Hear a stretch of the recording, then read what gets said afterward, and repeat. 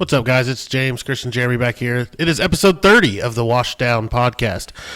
Today's episode is going to get a little interesting. We're going to have a little heated debate, talk about when it's time to take guns away or means of harm away from our friends. It can be a little interesting. We may go down a rabbit hole, may offend some people, but at the end of the day, we're all here to help each other. Strap in and let's have some fun on this one. But seriously, there's no winning with him. There's none. No, I got two of you. No. Bet you're wishing you to let me re-gift that nickname now. Don't you suck me into the pessimism that is Jeremy Green. I agree with you, literally most of the time. I got CC and JJ now. Watch yourself. Watch yourself. You better speak into the mic if you're going to disrespect me like that. Yeah. And speaking of the mic when you're reading this. See? Now you got two me's. Now you got two me's. That's what you get. He's just trying to play both sides. Don't let him drive a wedge, James. All right, Captain Complaint and Jeremy Jr. Get comfortable. All right. So this goes along with a question that we got an email for. We finally got an email question. Do we print it off and frame it like you do? We're absolutely going to frame that. Yes, I'm in support of that. We're actually going to blow it up into big poster size. We're not going to put a. Also, feel free to leave us a Yelp review. We're just gonna we'll cross out the name though. We'll do what the government does and start redacting stuff. Oh yeah. It's like you go to the bar that has a Yelp review. It's like wood shit here again. 5 stars. Would fall asleep to this podcast again. 5 stars. Yeah. Hey, you know what? These idiots are entertaining. These idiots 1 are star. awesome. Yeah. They're awesome idiots. All right. Hey, so the Second Amendment is a well-regulated militia, being necessary to the security of a free state. The right of the people to keep and bear arms shall not be infringed. Right? And then you got the Fourth Amendment, which is the right of the people to be secure in their persons, houses, papers, and effects against unreasonable searches and seizures shall not be violated, and no warrant shall issue but upon probable cause, supported by oath or affirmation, and particularly describing the place to be searched and the persons or things to be seized. So with the email, those two go right along with it. And it's a huge gray area. And that's kind of a problem when you talk about mental health and your rights as an American. Right. So I'll let you explain the email. Yeah. So the email we got from a viewer was basically, how would you talk to a friend who is maybe going through something that it's time to give up their guns for a little while because you're concerned about them doing something, harming themselves. So there's multiple ways to handle this. One is the legal way, where you had to involve the cops, the fire department, EMS, hospitals. Others is a friend, where as a friend, the amendments kind of go out the window a little bit. Right. A little bit. Because you still don't want to violate their rights as a friend, but you have more leeway. Yeah. Well, and I think the key is you have to be able to have that tough conversation. So, if your friend calls you and says, hey, I'm, not doing so hot, you have an opening there. Yeah. Now, if it's just you observing, that's a little tougher. It's almost even more of an uphill battle than illegal. Yeah. Legal, you're like, hey, this is it. Sorry. Exactly. I think being able to be open and candid and have that relationship, and I'm assuming that's kind of the relationship that the question is pertaining to. That's kind of how I took it. Yeah. So, I know I can say and do things, to you two that I can't say to other people. Like my brother, I can say more to. Yeah. But I could be a little harsher, a little more honest in how I say things with you guys than I can with somebody who's not as good of a friend. Does that make sense? Yeah. So that kind of changes the conversation too and how I approach it. Right. And I think the situation, or each situation will be different. There's not a, hey, just do this. Yeah. Because it's going to depend on your relationship with that person's relationship to you. Because you may think that you have that relationship where you can just get, hey, man, maybe you want to give those up for a while. Let me take them, put them in my safe. And then we'll revisit this in a little while. And maybe they don't have that relationship that you think you have. I think it's even more. I think now we see ourselves with more surface level or Facebook friends, to where it's funny. You can know everything about somebody, but not know anything about them. You know where they went, you know where they ate, you know who they hang out with. And you may be friends and you may talk, you know, you may even have a surface level like, oh, we work in the same field, or, you know, hey, nurse, how's that drunk idiot patient? Let's, you know, but like, it's different, you know, to have that true, I mean, there's friends you're friends with on Facebook, there's friends that'll help you move a couch, and then there's friends you'd give your guns to. Yeah. And And I think part of that issue, though, is calling people friends or using the term friends whenever we should be using the term acquaintances or people that we know. Mm-hmm. So, I mean, my definition of a friend is, you know, that somebody that I could give my guns to and trust with them and not have to worry about it, or somebody that would say something like that to me. And also, you know, somebody that's going to help me bury the body. We've all heard that saying. Yeah. As I've grown, I found my true friends are not what I thought friends would be. They're not, you know, not the Disneyland effect. Like, oh man, this is my friend. We do everything. Everything's fun. You know, the true friends, especially like with you guys, I'm like, I fucking hate you guys. Hey man, watch the potty language, all right? But this is a family episode. All right, we got to keep it PG-13 the most. yeah, you get to say the F-bomb one time. Yeah, and you said it You twice. can only say fuck once. See, that's 3. So now we're at R.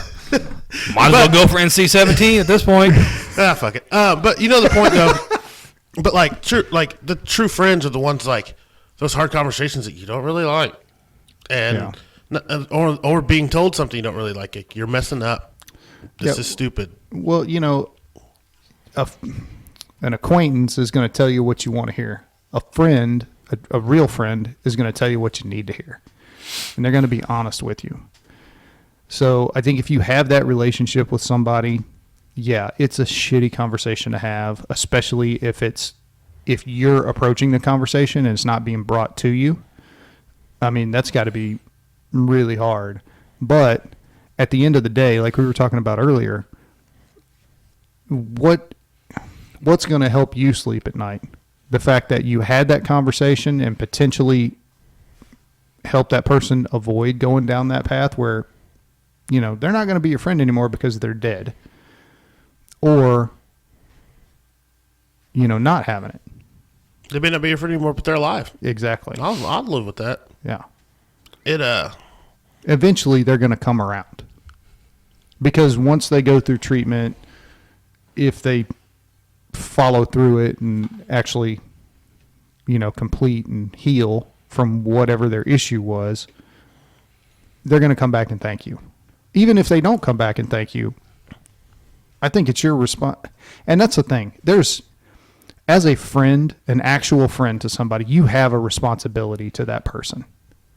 And I think that's something that has been lost, especially with the Facebook generation, of when times get hard, people bounce. Mm-hmm.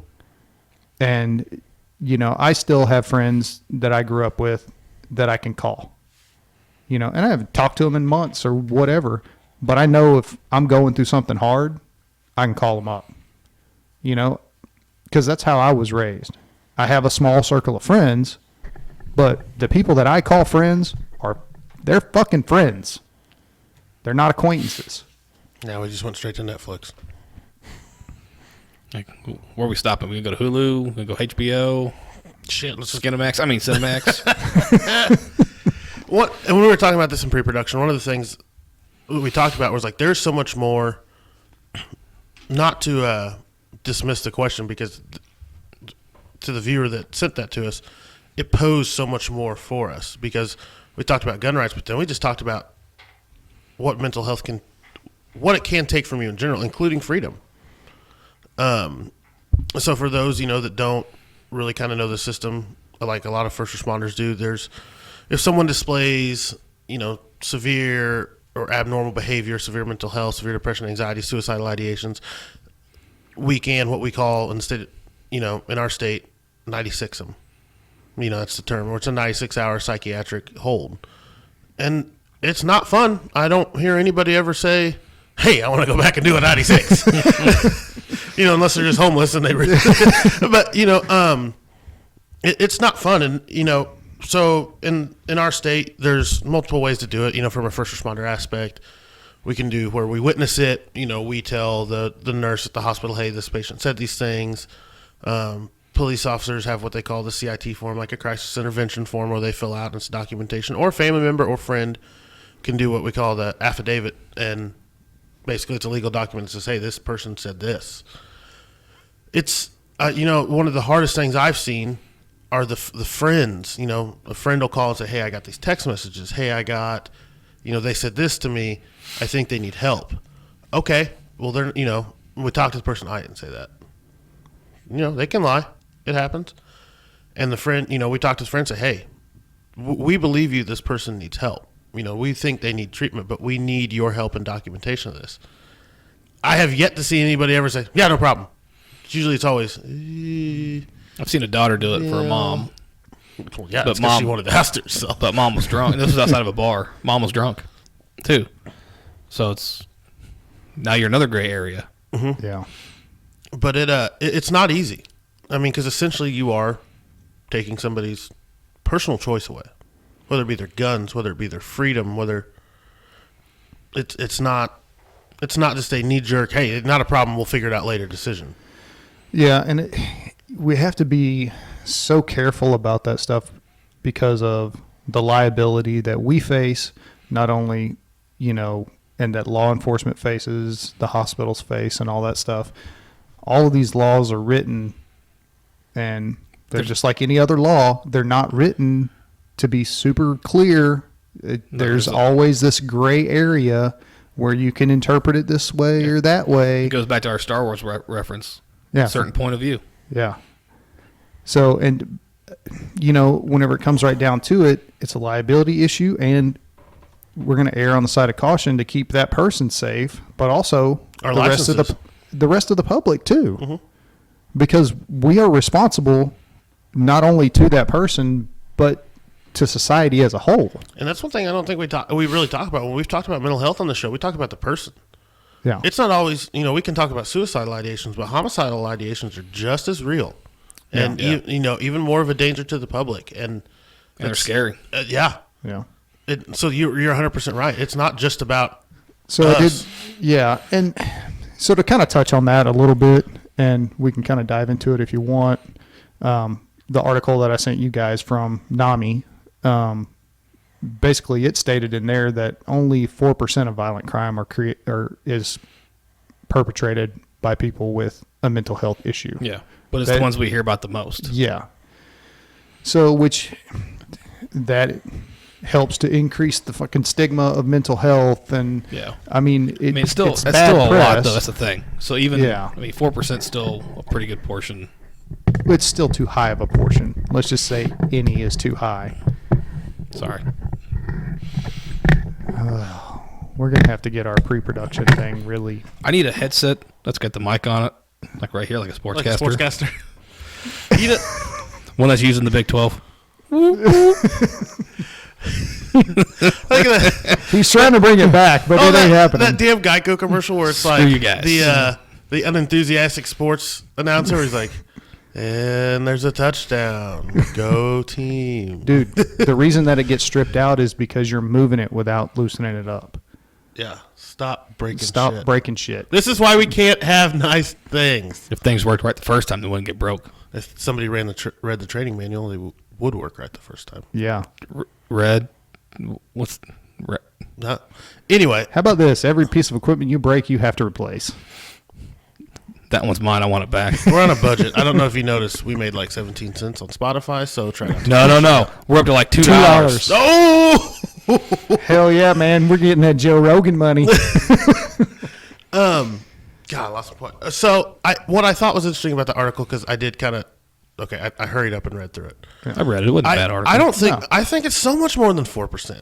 Because what I think about is I look at our systemic violence in urban areas, and so much of it. Here's what I think about that. I think of the PTSD from earlier systemic violence in urban areas. When you're raised in it, that's all you know. They're traumatic experiences you never heal from, so you just follow them. So you're saying that it would be a higher percentage if all of them were diagnosed? And 100%. okay.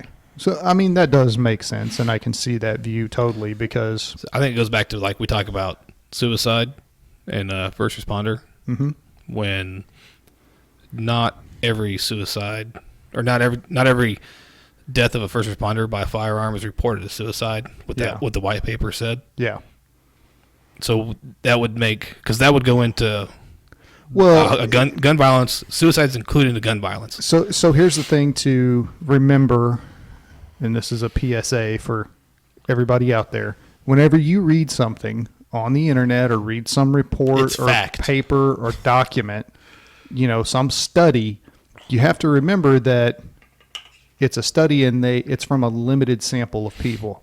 Yes. It's not all encompassing, and any study can be manipulated and even not on purpose, but it can show a confirmation bias. They only pick out the information they want. Right. So like the way that What James's point is huge. I agree with it. I've honestly never even really thought about that of, being in that culture and being traumatized and dealing with that over and over again. Well, think about it. When you grow up in those certain areas where violence is prevalent, Yeah. and you from a little kid on up, what it's doing to you mentally, but also it changes your perspective on a lot of things. Yeah. And what it does to you. So Yeah. it normalizes the violence, and you I just think assume it's part of life. all while masking mental health. And too, like, not to go down this rabbit hole, but we as a society, especially through our media, do a terrible job. You see a minority commit a violent act, and they were a thug, they were violent, the blah blah blah. You see a white person commit a violent act, and it's mental health, and it's just this continual narrative that we jump to as a society. And trust me, like, nobody, you know me, our listeners know me, I'm never going to play the race card, but you can also sit and just see what's going on. Like, hell, Helen Keller could observe it. It's as long as we continue to feed the narrative. We talk about all things we should do for the inner city, but has anyone ever said, let's start with mental health? Let's start with coping, how to properly cope with things, how to deal with loss, how to deal with anger, how to grow from them instead of allow them to commit, allow them to fuel you to do stupid decisions. We don't address it, and it blows my mind. Well, and I agree. Mental health services across the board, there's not enough of them. No, they're like choir in public schools. They're the first thing to get cut. Yeah.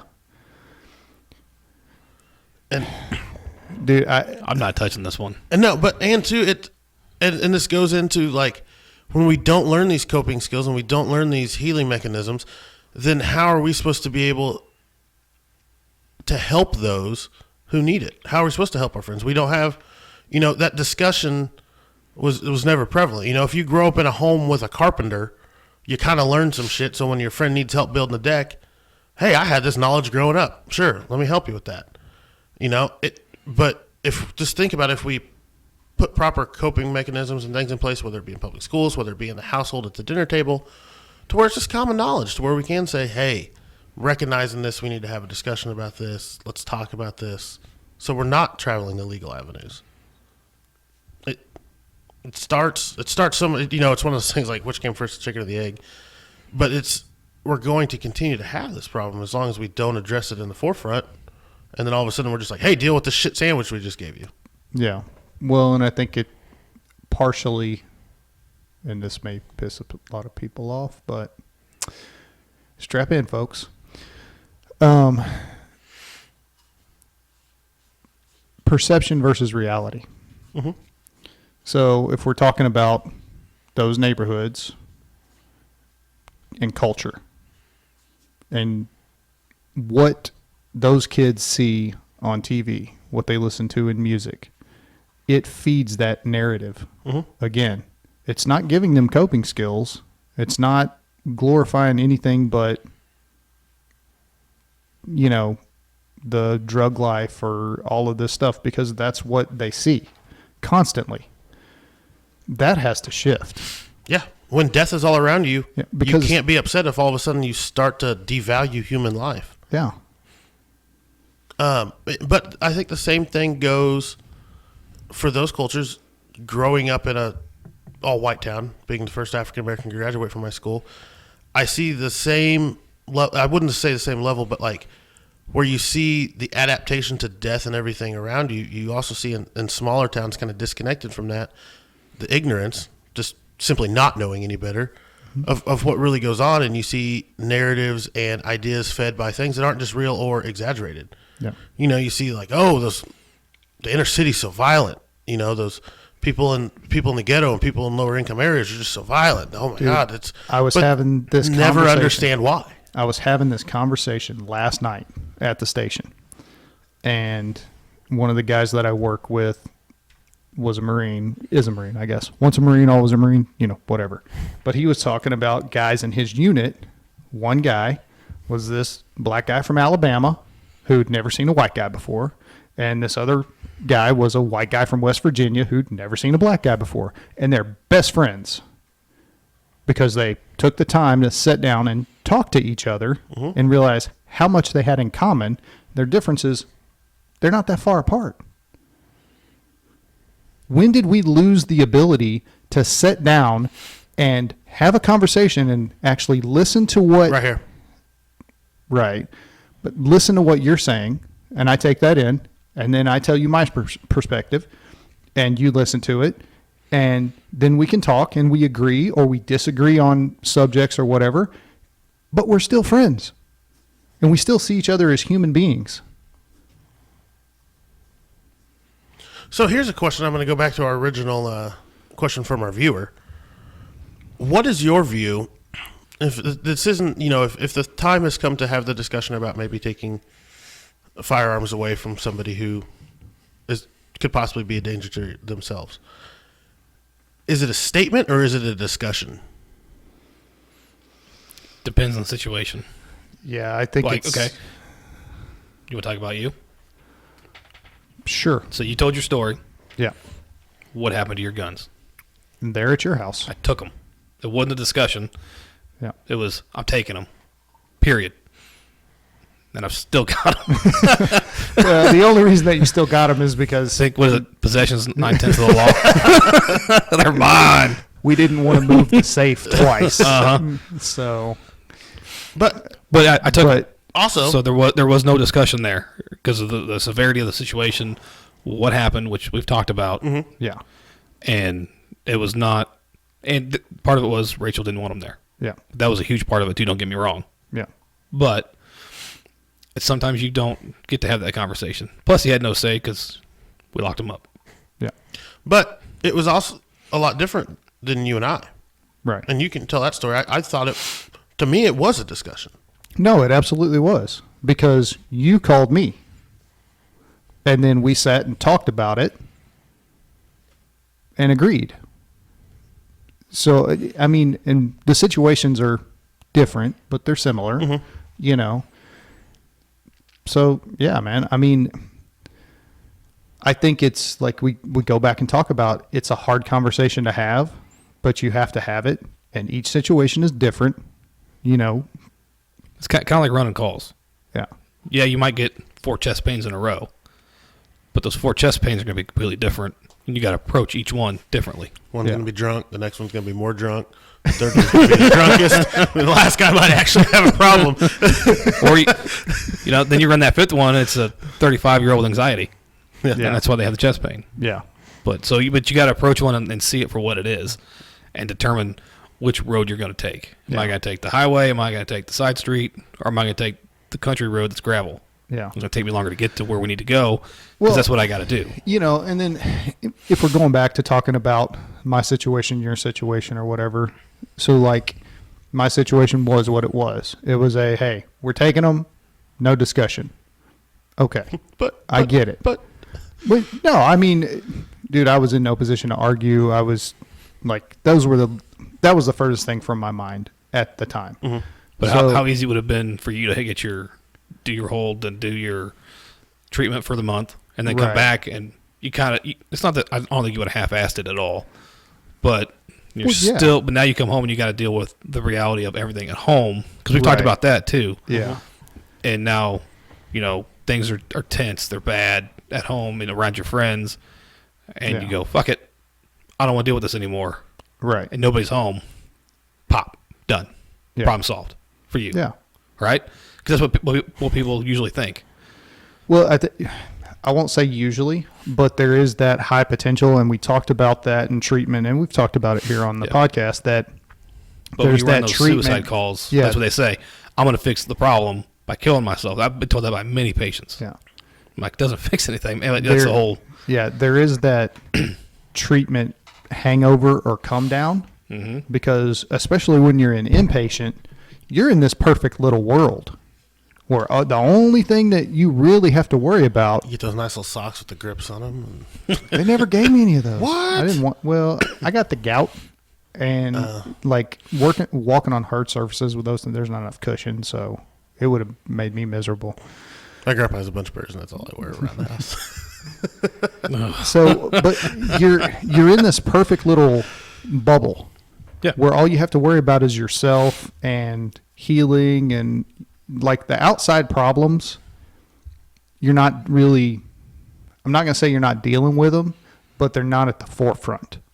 So, like whenever you come home and it's okay, well, I have stress about bills now that I didn't have, or yeah, Stress about the spouse. stress about the spouse, stress about work, or whatever it may be. That real life, it just came up and bitch slapped you right in the face again. Yeah, if you aren't committed and moving in the right direction, and you didn't establish those coping skills and like be prepared to implement them, then yeah, there is that possibility that you can slide back to that spot. But like the situation with James, he called me. That was an easy conversation to have. Yeah. It was just go there, be with him, talk to him,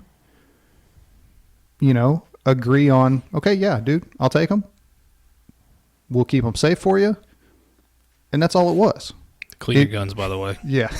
That You knew pissed that me was- off. I knew it was coming. God, that pissed me off so bad. One thing I've kind of, I made the joke about the chest pain. I was like, drunk, drunk, Yeah. drunk. And then you mentioned, and then the next one's one with anxiety. And something that we all do is we've gotten real good at cover judgments. Like, Yes. you can. Yes, we have. Like, professionally good. Like, oh, this is anxiety. Oh, you're high on PCP. Oh, you're sick. Like, it's a skill. And it's a necessary skill.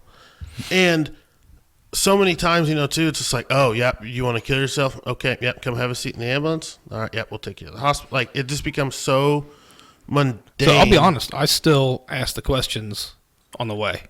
I do, too, And that's more, but It's my part of tone the is treatment. different at 3 a.m. yes, my tone's different at 3 a.m. with everybody. It doesn't matter. But because still, I'm not a wake up person. it's their emergency, not ours. And I've always wondered, just self-reflection of myself, like, if this is the time that they get fixed, if this is when they get help, their first step, how inviting, how warm was it? And I think it's the problem too is we become, I know I have, mentally lazy. Sometimes when I have to deal with everybody, like right now, I'll just tell you right now because we've had this discussion on ourselves, like maintaining a house on my own, my grandfather being in the hospital for the last month who lives with me, 50 different things that I signed up for myself that I, have to do. And then this podcast. And you know what I don't have time for right now is to help somebody else. But but that's your job. That's my job. But it's hard when it's not. So, and we kind of had this conversation the other day, dude, and I'll use this analogy. You've only got so much in your cup, right? I got a big gulp. Yeah. You think that, but you don't. You got a normal sized cup just like everybody else. And if you keep pouring shit out, that's your time and your energy and your mental energy. Eventually, it's going to be empty. And that's whenever the problem starts. Actually, the problem starts probably about where it's at now. And that would be, what do you think? That's an eighth full for the people who are just listening? Give or take. Yeah. Can you start? I've noticed you start rationing it. Yeah. You have to take time for yourself and use those coping skills and refill yourself. You know, am I making sense for you? You cannot be so concerned and burn the candle at both ends the way that... I've thrown the candle in the fire. Yeah. But eventually you're going to crash. And that's common in our profession. That's common with counselors. I mean, it's probably common with the rest of society too, where, especially nowadays, where people just go because they feel like they have to. They always have to be doing something. When you have a have company, to take time. Think about the companies. Like, I know my wife gets really stressed out, and she's working more than 40 hours, getting paid for 40, but expected to work 50, 60. Yeah. And my response to her is, fuck that, fuck them. You work at 40, you get out. Exactly. I don't care. What are they going to do? Nothing. I always, They're not going to fire you. Every once in a while on Facebook, I'll see that meme like, your job is replaceable, you aren't, type thing. Absolutely. Or like the day, you know, They'll replace you in a heartbeat. Literally on the fire department, literally, the day you retire, the very next day, yeah, somebody's in your spot. Yeah. Or the next day or 2 days after you die, somebody's in your spot. And the calls keep coming in. Yeah.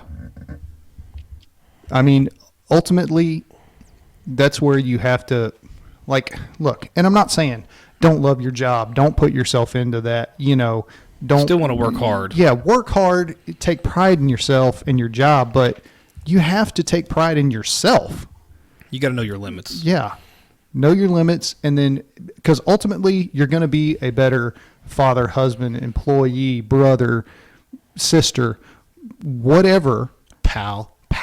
Buddy. You're going to be a better friend. Why are you looking at me when you say that? Because you're my pal, buddy. I'm not your buddy, guy. Hey, guy. It's a South Park thing. Yeah. Moran got it. Yeah.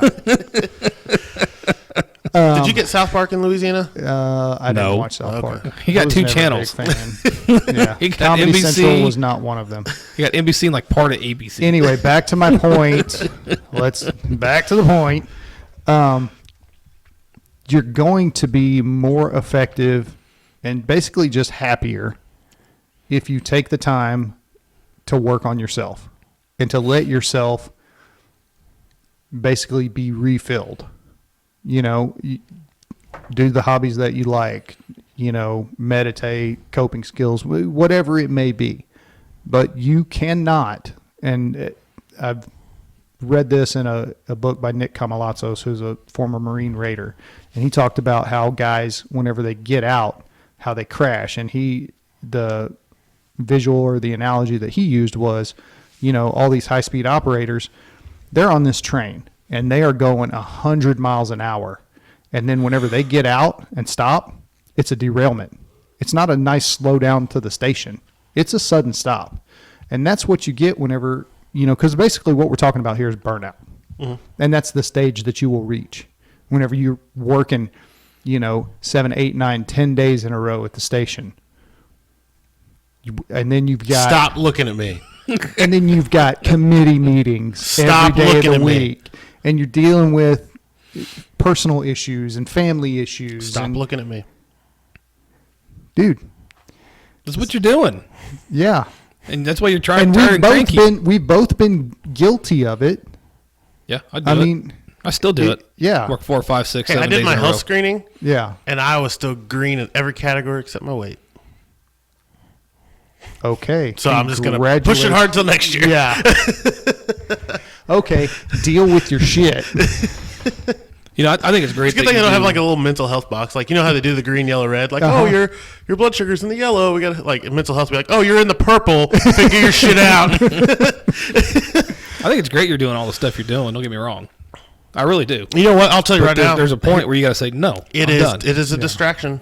I'll tell you right now, it's a distraction. Yeah. Ever since the divorce and not really wanting to watch my grandpa decline at home, I do it as a distraction. But those are all things you're going to have to deal with. Yeah, shut up. Eventually, you know that. Shut up. Yeah. So we're going to bring it to extreme ownership. You got to own your shit. I just did own my shit. I just don't want to talk about it anymore. Well, that's too fucking bad. And now we're on Amazon Prime. I want to encourage our listeners to.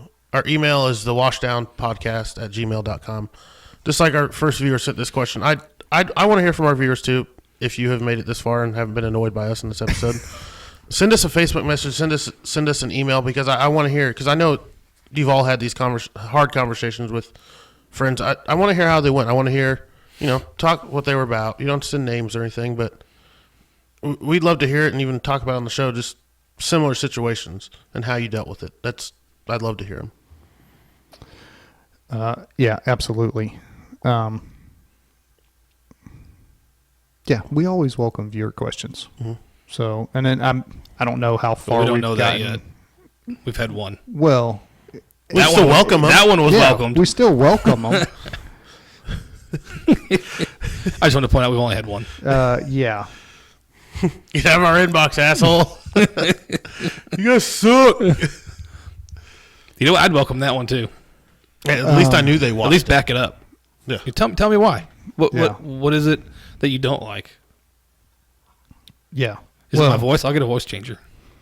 Yeah. That's it. I would That's like to know why we got thumbs down on 2 awesome episodes, but whatever. Sometimes I accidentally click the sad react on Facebook instead of the laughing react. Or sometimes I accidentally click the laughing react instead of the sad react. Yeah, but it's only been on the last 2. So yeah, it is what it is. Maybe they're what just it tired is. of us. So Maybe not everybody's going to like what you have to say. Because I wasn't in them. I guess we found out who our troll is. Yep. Shit. I saved myself. Way to be super passive aggressive there, buddy. Oh, so, but yeah, I mean, back to the conversation. Look, it's never going to be an easy conversation, but I would encourage people out there, if you are going through that situation and you have a friend, an actual friend, sit down and talk to them. I mean, look, that's what it's got to be. You have to sit down and be open and honest, and we have to be able to do that with each other. If you can't, you don't feel like you can do that, maybe they're not the friend, or you're not the friend that you thought you were. And if you're really that concerned, maybe be that friend. Be that friend, or you're going to have to get law enforcement involved. That's the other thing too. I think with your advice of sitting down and having a hard conversation, sit down and become a better friend with somebody. Like, if you want him as a surface level friend, then keep him as that, but don't set expectations more. Yeah. And put yourself, if you are, if you're a helper in your heart and you always want the best for people, put yourself in those positions to be able to truly help. And sometimes that's actually getting to know that person beyond, hey, I liked your vacation on Facebook. Will you come help me move this couch next weekend? Yeah. I'm busy. Yeah. So here's something that I did want to bring up that I had thought about before and just kind of popped into my mind again through the course of the conversation. We didn't address the safety issue of sitting down with someone and talking about that. Mm-hmm. There's a big safety issue there. They have weapons in the house, and you're talking to them about giving up those weapons. It's not hard for that conversation to go south real quick. Yeah. And I think it's something that we kind of breezed over because in our careers, there's just inherent risk. Yeah. Not saying it's acceptable. It's just there. Yeah. And so you learn to operate at like a 14 instead of a 2. Right. So when I went to your house, mm-hmm. I didn't know what I was walking into. All I know is I got a phone call, brief summary of what happened, and I need to come over. Because we were supposed to hang out that day and do something. I don't remember what it was, but... Jeremy bailed, typical. Yeah. Yeah, that's what happened. Because I'm the bail guy. And because it was your phone that called me, She called me from your phone. Mm-hmm. And I was like, oh, he's just going to tell me he's late. No big deal. And then I heard her voice. I'm like, oh, something's weird. Yeah. Like, I'm canceling Jeremy's play date. He's been an asshole. He cannot come outside and play. Jeremy's grounded. Yeah. So took away his TV. You're taking away his guns. Pretty much. That's exactly what happened. Yeah. So this is me because I'm weird. But I had mine on me. Don't think if you would have grabbed one and pointed at me, I wouldn't have shot you in the leg. I'd have wounded you. Dude, shooting people in the leg is just as dangerous as shooting them in the fucking body. I'd have shot him in the leg even if he didn't have pointed a gun. I just want to shoot him. I thought about it. When he started lying to me, I'm like, don't make me blow your kneecap out. Answer the question. But that's me. I'm also a gun guy. Yeah. And I'm comfortable with them, and that changes how I approach things. Right. But I didn't know what I was walking into. And I know, and even then I knew how many guns you had and what they were. So you got to be able to protect yourself, too. I'm not saying that's the best idea every time, because it's not. Right. I think you need to, and that goes back to, But I know, is the person a friend or an acquaintance? Yeah. You I know? wouldn't have shot you. Friend gets shot twice. just a Acquaintance joke. gets shot 3 times. Hey, man, ammo's expensive. Yeah. Just throw a rock at you. No. But I didn't know. Right. You know, I didn't know what I was walking into. Are they all locked up? How many has been taken? Where are they at? Were they really unloaded? And because first thing even when I walked in, the first thing I did was check the 2 that were sitting there. you know, and you Even though she told me they were unloaded, not that I don't believe her, Yeah. I got to clear it for myself. Yeah. That's gun safety 101. Yeah. But you bring this up, and it's funny because I know some people will be like, "Well, that's a little over the top." Until how many times on the news? Yeah. Do you see these situations just gone terribly wrong? you got a perfect example of going wrong. Chris Kyle. Yeah. Huge example. Trying to help guys with mental health and coming back and PTS and PTSD and everything else they had in his organization, and they'd go shooting one-on-one because that's what, you know, these guys, not all were operators, but these combat vets and what's going on. Yeah. That's what they it did. It was a sense of familiarity for Yeah. him, in which I get the idea. Easy to open up, and Yeah. Complacent. he got it turned on him. Complacency will get you killed. Well, and I don't even think it was complacency with that situation. I think it was they needed a better screening process for the people that he was taking out. Yeah.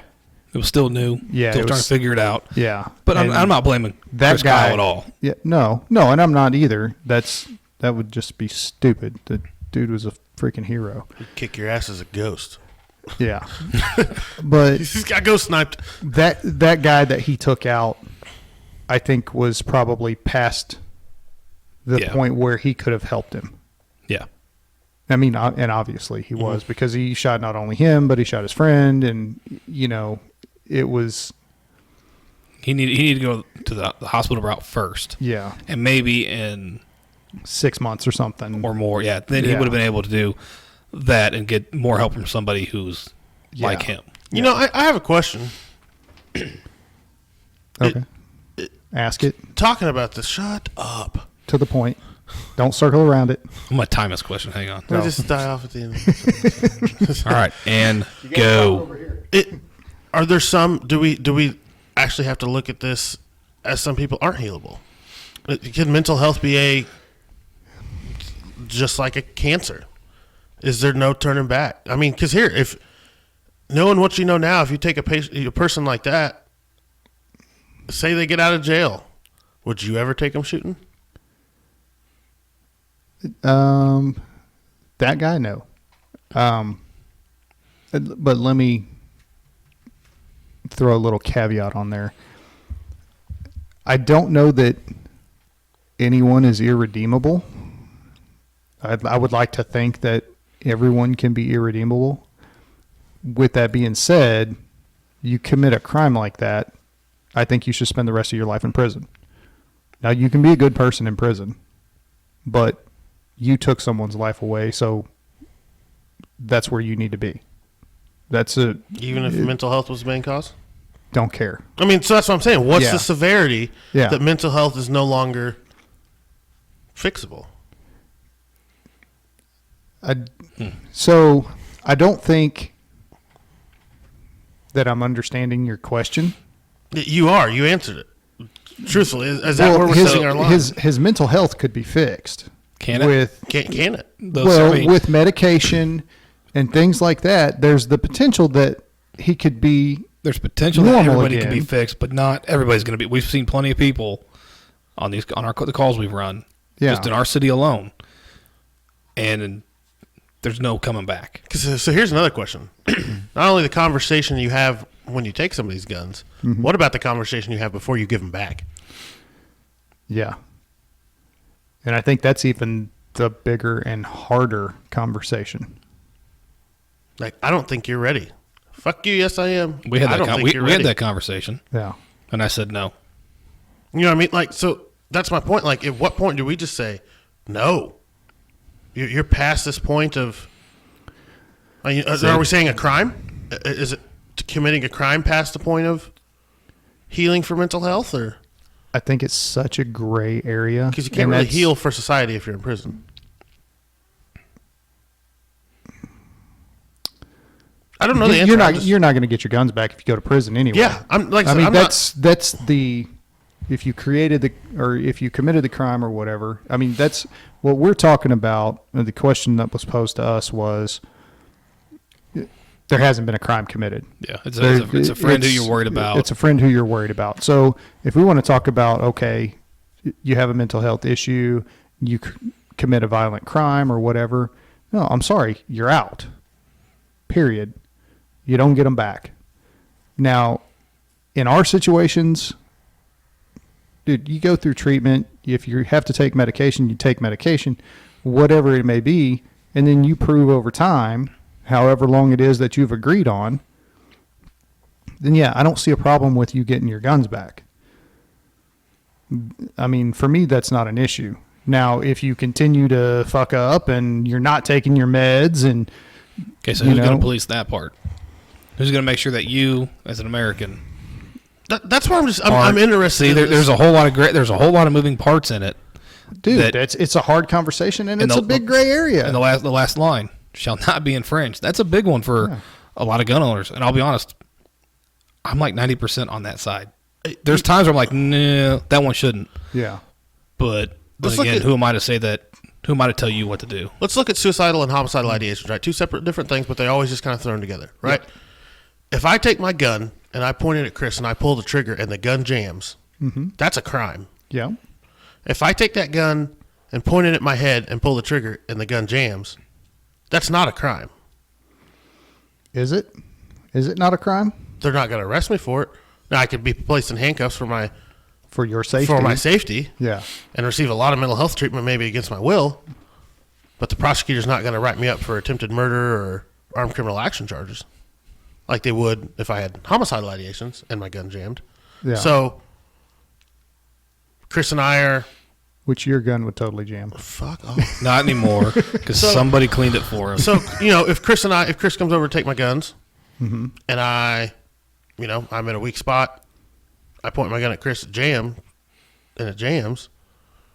Chris takes my guns. You think Chris is going to give them back? No. Mm-mm. Would you give me my gun back if I had in front of you, put it to my head and the trigger, and it jammed? No. So is that our line? You know what I mean? That's what I'm questioning. Like, where's that line where we just... It's no. So if you wouldn't give him his, should I give you yours back? Have I done that in front of you? Have I given you any inclination that I am at the point where I was at 2 years ago? I don't know. Do you want to talk to... maybe I should talk to Rachel. Yeah, I mean, ahead. seriously, if that's the point for you and him, then why would it be different for me and you? Right. So, but he didn't do that. No, I haven't done that. So, and I know this is subjective. The answer is subjective. Everyone have different. I am curious just for our own boundaries. Like, where's the fine line? Dude, it is so hard to say. It moves constantly. Yeah, I think it's per situation. All right. So unfortunately, and I hate to say that because I'm hey, this is I like the line, you know, and this is the do not cross and this is this. I like that. That's my own personal thing of. This isn't a cut and dry. But it's not a cut and dried issue, unfortunately. Look at felons. So you get a felony, guns are out. Yeah. What if your felony is nonviolent? You know what I mean? So versus a domestic battery that is a misdemeanor. Yeah, it allows you to keep your guns. How many times does a male or a female need to beat on their partner? Because it happens both ways. Yeah. Because with a misdemeanor, you can still. Is that your way of saying you're getting beat up? Like, did you throw that in there like as a cry for help? No, it's just it's a reality. His wife is a redhead. Yeah. No, my wife does not beat me. Wink, wink, wink, wink, wink. S-O-S. Thought he had Bell's palsy for a second. But I mean, but it does happen both ways. We've seen it. Yeah. But like you said, it's a misdemeanor. But domestic violence can also knock you out of buying a gun legally. Yeah. But it's not. They're not going to come take your guns that you already have. Well, it depends. Are you in a red flag state? Because they will. Yeah. But you now, get them back. It's hard. But it's yeah. hard. So now, yeah. Okay. She says I hit her, but I didn't. I still lose my guns. I have a problem with that too. Because the red flag laws are cut and dry when it's a huge gray area. Well, especially too, like, and we've kind of mentioned this before, if you ask for help and then all of a sudden, like, hey, I need some help with this, I'm struggling. Okay, take your guns, 96-hour hold, here's this paper suit, go sit in the hospital. Well, fuck you, I'm not telling you again if I got a problem. Yeah. That sucked. So there's that problem. Yeah. Because we handle each one the same, and not each one needs to be handled the same. But the government does it. Well, and it's a government approach. It's just never going to work. Now, take that a step further. Now it depends on the doctor. What if your doctor's ultra liberal and hates guns? Yeah. Because we know that's who was against guns. Yeah. Completely. They want to take them. Well, that's a problem now. Because it's not about what you said, it's about what he wrote. You know, I think about it like compared to basketball, right? Simple block charge call. It's judgment. You know, it's a judgment call, but it's done by one person. But it's really not a judgment call. But it's just the referees get it wrong every fucking time because they make it a judgment call. Do we really want to get on my soapbox on the block charge call? So the block charge call is subjective. Yeah. But when you think about mental health, all of a sudden there's a lot more subjective hands in the cookie jar. The paramedic that takes them to the hospital, the cop that writes the report, the mental health technician that's doing not technician, but the nurse. You got the nurse that does the intake. The nurse that does the intake, the doctor that's doing the treatment, the social worker, or the person that's doing the diagnosis. There's so many different subjective things, and they're all formed off of the previous subjective report given. Yeah. Cop gives report to paramedic gives report to nurse gives report to doctor. It's a game of telephone. It's a game of subjective telephone. Yeah. And by the time the diagnosis treatment plan is implemented, think about how many subjective hands it's passed through. That's dangerous. Yeah. And nobody goes in with and I'm guilty of it too. Nobody goes in with a blank slate. No. You get the report when you're walking up. Yeah. Well, and that's the thing, sometimes 3 a.m. Yeah. Yeah. My brain's not working the way it should at 3 a.m. I've been asleep for an hour. Well, and that's the thing is in our job and in law enforcement, that's part of our job is to make snap decisions and make snap judgments and assess risk, basically. That's what we do.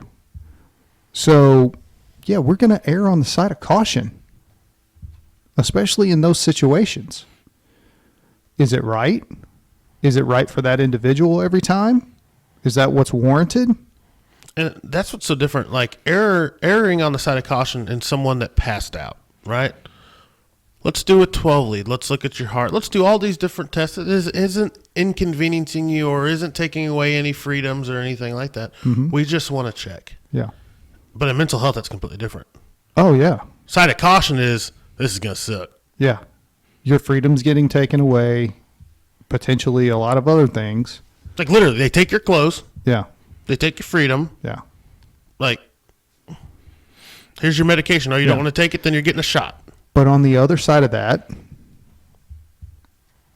somebody that, hey, they said this or they said that, and they're just venting. Okay. Well, then we find them 2 days later. So what about this one? You run the minor. Mom is saying, well, she said this and this and this. You talk to the minor. That's not what I said. This is what I said. PD, this is your problem. Okay. So now you got a mom saying X. You got patient saying Y. Yeah. And you're stuck in the middle. Or even vice versa. Think about that situation. Yeah, we'll get there. Yeah. Oh, yeah, I forgot. Yeah. So now mom's got control because it's a minor. Yeah. I have to take you. So how am I going to keep this kid calm? How am I not going to traumatize him? So this is me. This is how I run this. Because I just ran this the other day.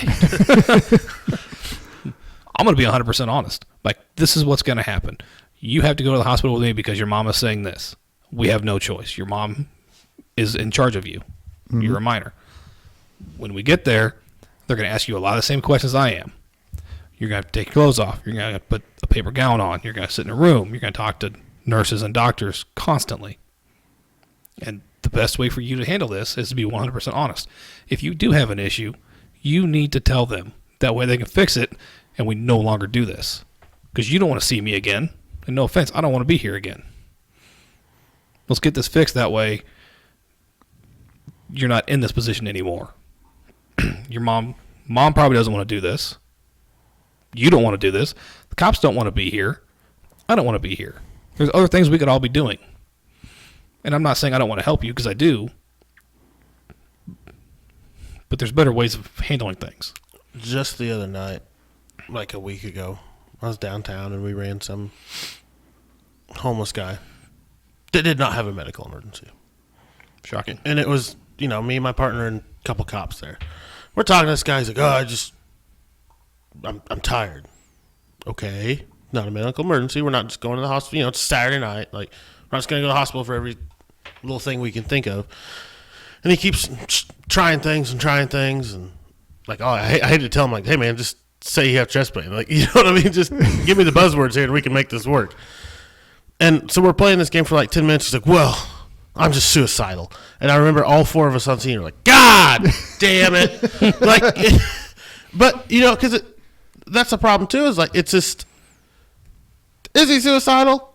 No, he's not.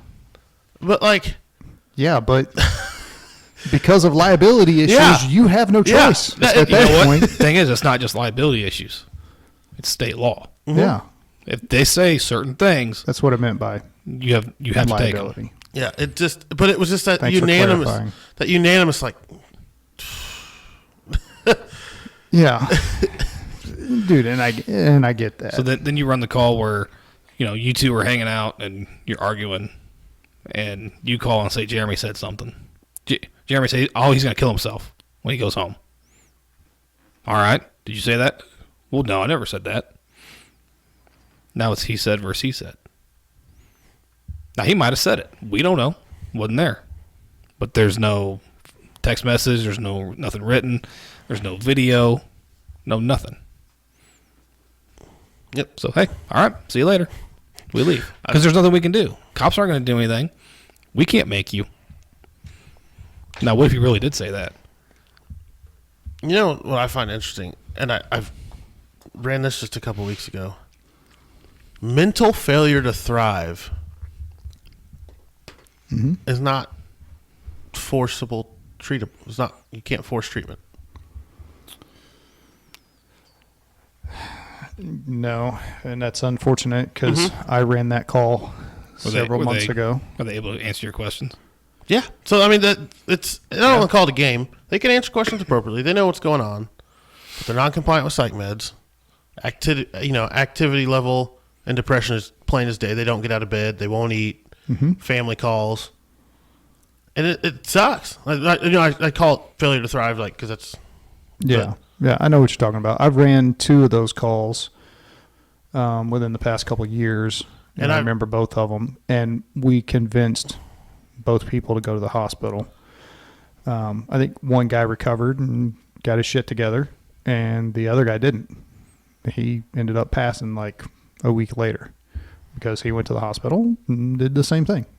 He just wouldn't get out of bed, wouldn't eat, and then gone. And I mean, Nelson, you know me. You've worked on the ambulance with me. Like I am really good at documentation and getting what I want done. But even that one, I'm like, I got nothing. They're like, I got nothing. Yeah. That's So hard. you can't. That's the thing. You know, and I think that takes a toll on us too. But you can't help everybody at all. No. If you can, that's the thing. You could be, your heart could be hanging out in your hands. But if you can answer my questions, Well, that's what's so weird too. I can't help you. That's what's so weird is like, I can handle the failure of, oh, this guy bled out before we got him help. I can handle that. I can handle the like, hey man, you're having an active heart attack. We need to take you to the hospital. Fuck you. All right, we'll be back in 10 minutes. Yeah. Like, but those are the ones like you truly can't. You're not gonna be back. And like, there's no acute emergency, Yeah. but they need help. Really, really, really bad. A heck of a lot worse than the drunk idiot that was like, I'm Yeah. suicidal. But, and let me pose this question. Do they need help from you? No, the problem is we have just, the way our society is structured, we are the intake coordinators of Yeah. problem solving in the world. Those people need a mental health professional. Mm-hmm. But at the same time, they have to, look, you have to buy into treatment. Like, you can't just give it lip service. Okay? You can go in, you can go through the motions, and you're going to come out exactly the same as you went in. Mm-hmm. You have to be committed and want to change. It's no different than drug addiction, alcohol addiction, anything like that. You can go through all the fucking treatments you want, and you will come out exactly the same until you have a reason and you are committed.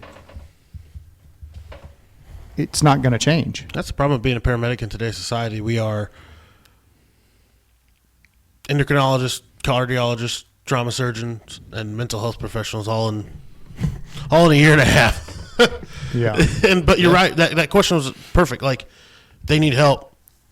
They don't need our help. Yeah. The problem is We're there. we're there. Yeah. We're the first ones that get called. And unfortunately, we're not. And what they don't do in medical school is say, hey, here's the abundant amount of your city's resources for you to contact, follow through with, refer for. They're just like, hey, go solve this problem. Yeah. Well, and the bottom line is we don't refer. We refer to the ER. Yeah. That's the limit of our, outside ability. Yeah, it sucks. So, Because there's a lot of times I tell people, I can't do that. There's sometimes I say, I'm not going to do that. Yeah. And then there's the times I'm like, I wish I could do anything, and I can't. I have nothing. Yeah. So, yeah, dude. I mean, that's one of the hard part of our, probably one of the hardest parts of our job is showing up on a call like that and knowing there's nothing you can do. Yeah. Sorry. That's all you can do. So, sorry. Yeah. If they go unconscious, you can't wake them up. Now we can do something. Yeah. But And until that happens, or they can't answer our questions, but until that happens, our hands are tied. And I hate the look. I'll tell you, on these calls, I hate the look of the family. They called you for help. Yeah. Like, for those of us that aren't in the world, if I call the one place I know, 911, for help, and help shows up and can't give me help, I'm a little jaded. Yeah. Yeah. I'm a little lacking in trust of the system now. Yeah. Well, and there's no reason that you shouldn't be. So, But I'll talk to the families. I'm like, hey, here's the deal. This is why I can't help them. yeah. They're able to answer my questions. I can't force them against their will. It's kidnapping, and I'll go to jail. And I'm not going to jail. I would not do well. Do you see this ass? And then I'll relate to them. Like, here's just like right now. What if I decided that you need to go to the hospital and I'm going to take your rights away from you? How would you feel? It's kind of the same thing. I know they need help. You know it. But I can't take that from them. Just like I can't take it from you because you would be pissed. And usually most people are like, okay, I get that. That makes sense. So you kind of have to explain it to them too, because when we show up, we're not treating just the patient. We're treating the patient and the family because they don't know what we know. That's why they're calling us. Just like when I call a plumber to fix a leak that I can't fix. Because at some point it becomes too big of a project for me. They're the expert. One nice thing with our police department in our city is the implementation of social workers.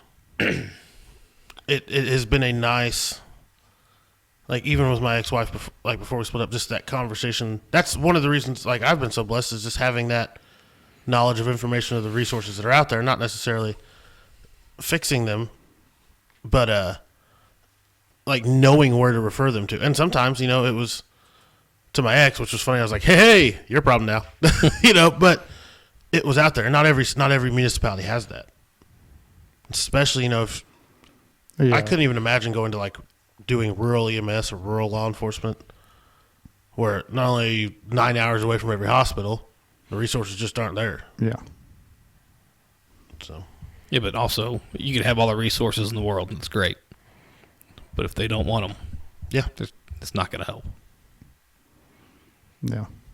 And, it's a judgment call too, because maybe they have a resource down there. I don't want that one. Well, I wouldn't blame you. That's all you got. Versus here, where there's like, hey, here's these 15 different things we can do. Yeah. But how many times you run that homeless person who's been in those programs? Well, that brings me back to my point of, because they don't want the help. That's the biggest piece. That's the biggest piece of any mental health issue out there.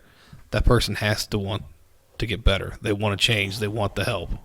Because if they don't, nothing is ever going to change or get better. Yeah. And we're going to keep running that person every single day. And we do, and we know who they are. Mm-hmm. I mean, how many times you pull up and you call that person by name? You know their birth date. Because you run them so many times. They're social. You know they're social. I have literally ran a call without saying a word to the person, because I knew everything. I knew, like I knew their name, knew their info, threw them in the computer, took the vitals, and we just went as he slept. And you know where they're going. Yep. So, yeah, but like you said, it brings us back to the point where take them to the outskirt hospital. you have to want to get help, and you have to want to change. I mean, you want to live a better life. Mm-hmm. So, but as far as what the viewer asked, there's no good answer. No, there's really not. It boils down to every situation is different, and so is it really a friend? Yeah. So even if it happened once, I've got them right with you. It got handled one way. Well, what if it happened again? Would I handle that the exact same way, or would it be different? Take two guns over this. I might. Maybe I'll talk to him from a distance on speakerphone. Hey, buddy, how you doing? But no, I'm not anywhere close to you right now. No. But in all seriousness, it'd be a different conversation. If Jim called one of us, it might be a different conversation the second time. Why? Because of black? Stab Mister, I don't play the race card. You better hope I never get your guns again, because they're going to become my guns after I cleaned them. Yeah, I mean, it boils down to every situation is going to be different, and even the same person, it's going to be a different conversation each time. It depends on. I think a lot of it depends on your relationship with that person. Are you actually friends? Are you acquaintances? And if it's a good friend, and then what happened? What happened to lead you to the point where you think their guns need to be taken away? And are they on board with that? Yeah. Is it one incident or is it multiple incidents? Yeah. So, I mean, Do unfortunately, you need to get law enforcement and fire EMS involved? And, that's the thing. And like we said before, if you do have to go down that route because it is severe or whatever, then, maybe they'll thank you later. Maybe they won't, but they'll be alive to thank you later or not. I think even given options, sort of like controlled options, like because you didn't want to go. No, I didn't. And I gave you the option. I was like, either you go with us, or we make the phone call, and 6 people that we know are going to show up, and your business is going to be all over in 15 minutes. So either way, no matter what, the goal was going to be reached in the end. The path we go is what the choice is. The choice I'm giving you. I've had to set before with the the patient Did it suicidal. Says it's suicidal, but not going. And you finally get to that point, like 20 minutes, and you're like, hey, here's the deal. I don't want to, but you will walk out to that ambulance, or I will drag your ass out to that ambulance. I don't want to do that, but it will be done. No, you won't. Watch me. Yeah. Because it comes to that point of, we're going. How we get there is up to you. Yeah. I don't want to fight you and drag you out. Cops say it so well. Yeah. Hey, man, so here's the deal. What happens next is all deciding on you, okay? What you decide is how we're going to proceed. I'm like, now fuck you. Here's the deal. Like, they're so great at it. I just don't know. Like, Tone goes along. I can tell my wife. It's approach. I get away with saying a lot of things nicely because of how I say it. It's not that's why I've been trying to tell my son a lot. It's not what you say. It's how you say it. It's how you say it a lot of times. Now, there's some things you just can't say. But a lot of times it's how you say things. Yeah. Well, and I think, on that note, though, you need to be careful with the going down the bargaining route. Because people will try to do that. Well, just let me get my shoes. Okay, well, now I got my shoes. Let me smoke. Just let me smoke. Let me do this. Let me do that. All they're doing is they're playing the game and they're prolonging it. But no, you can't let that happen either. Yeah. Here's your shoes. I got your coat. Let's go. I tell them, hey, man, I'm getting paid by the hour. Don't care. But you're still going. Yeah. Well, we're looking at this from a friend perspective, not a on the job perspective. So, I think there's potentially, at least amongst us, there's that ability to be more forceful and say, dude, I know what you're doing. We're not doing that. And hey, look, this isn't going to fly. Now, does everybody have that friendship or treat their friends like that and talk to each other? No, I think it's a little bit different for us than for other people, but that's why every situation is different and you have to approach it. You have to approach your friends how you approach your friends.